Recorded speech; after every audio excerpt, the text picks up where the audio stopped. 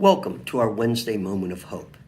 I'd like to share a passage with you from Romans. It says this: "It was not through the law that Abraham and his offspring received the promise that he would be heir of the world, but through the righteousness that comes by faith. For if those who depend on the law are heirs, faith means nothing and the promise is worthless because the law would just bring wrath." This concept came to mind when thinking about some conversations I had had in the past with my sister. Tomorrow would have been her 68th birthday. Now, unfortunately, she died suddenly at the age of 36, but she had a strong belief in God, and she and I had numerous conversations about spiritual topics. I can remember us discussing how way too many people thought that simply by following rules and traditions that's all they would need to be a Christian.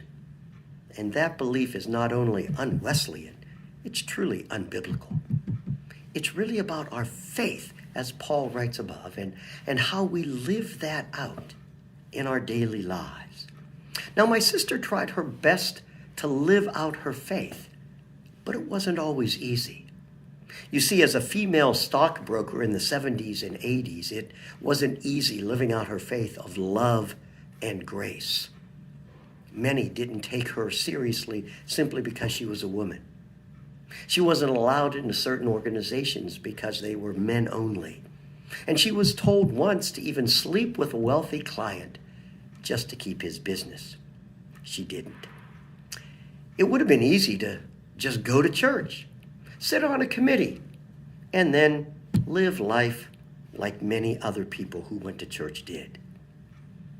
But you see, her faith wouldn't allow her to do that.